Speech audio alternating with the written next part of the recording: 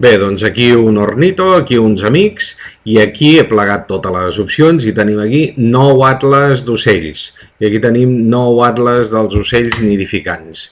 Si anem aquí, ens surt un mapa, i si jo faig clic aquí a 9 atles 2015-2017, em diu les espècies que s'estan registrant en cada quadrícula durant aquest atles. Per exemple, me'n vaig a la meva, que és aquesta d'aquí, la DG30, i llavors aquí em surt les espècies que hi ha, nidificants possibles, probables i segurs.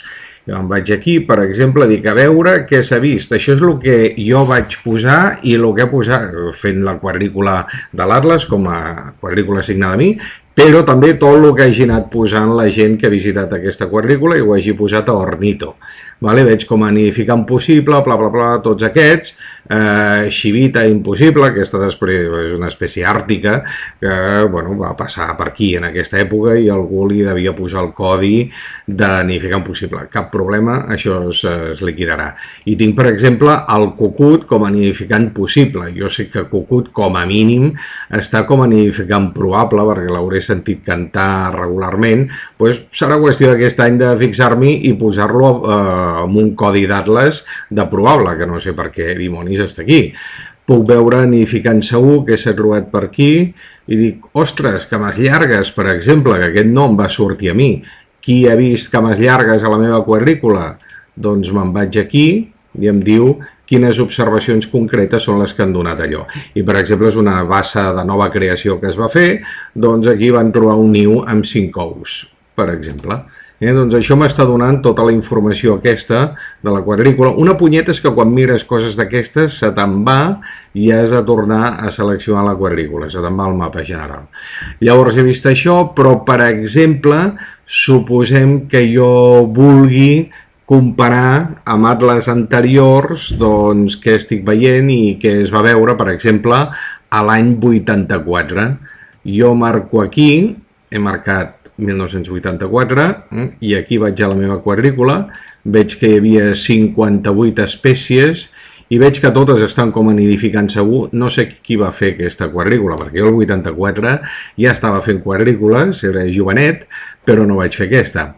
Però bueno, total, 58 espècies aquí i em surt a veure què hi havia nidificant en aquella època aquí. Per exemple, cucut reial, que ni de conya veuríem en aquesta època nidificant aquí perquè ha estat escombrat de mala manera.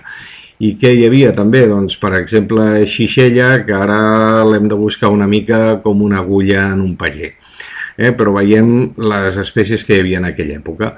Podem agafar i podem comparar-ho. Si en lloc de clicar aquí al mig desplego aquí, jo puc comparar l'Atlas del 84 amb el nou Atlas de 2015-2017.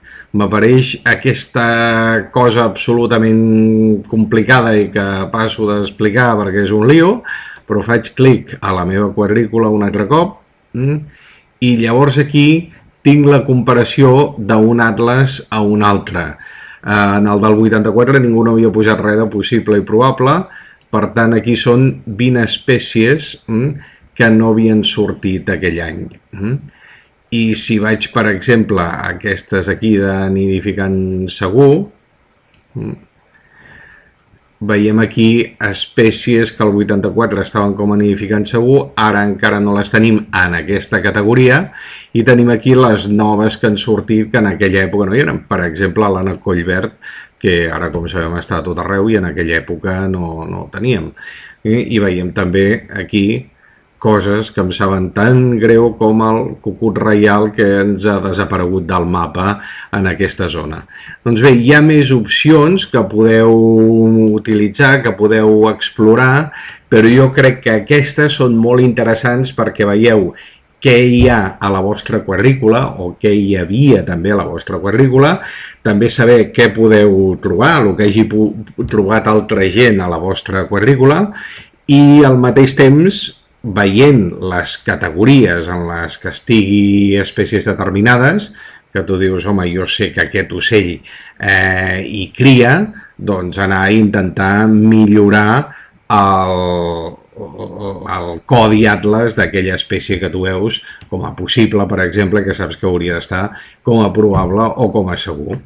Crec que és una opció molt interessant i que podeu dedicar-vos a explorar i a jugar amb ella.